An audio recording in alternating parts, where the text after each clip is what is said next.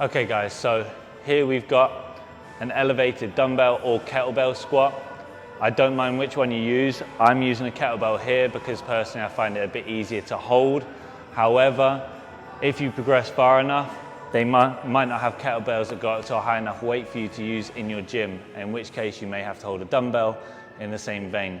So what we need to do, stand on boxes, benches, something stable and safe that elevates you from the floor. Now, longer limb people like ourselves will struggle to get all the way down at times, and at this point here in a regular performance of this movement, the kettlebell would have touched the floor, so it limits our range of motion automatically.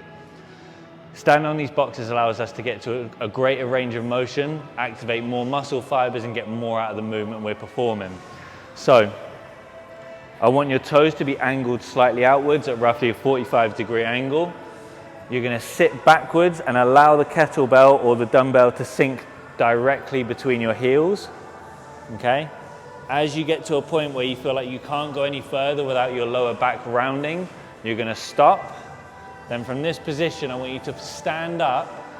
And as you stand up, I want you to feel like you're dragging your heels in towards you. Okay?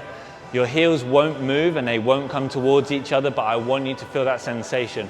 What that's going to do is it's going to activate our glutes and this muscle in here called the adductor.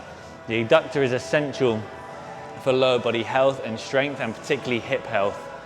Taking care of our adductors over time is super important, not only for general health, but also if we want to continue progressing our lifts, having stable hips is going to enable us to lift more weight pretty much in every movement we're going to perform in the gym. So just to show you again, drop the weight down in between your heels. When you feel like you can't go any lower because your back's going to round, you're going to stand up and you're going to imagine pulling your heels in towards each other. Big squeeze of the glutes to the top. Keep the shoulders nice and tall, nice and proud, sorry.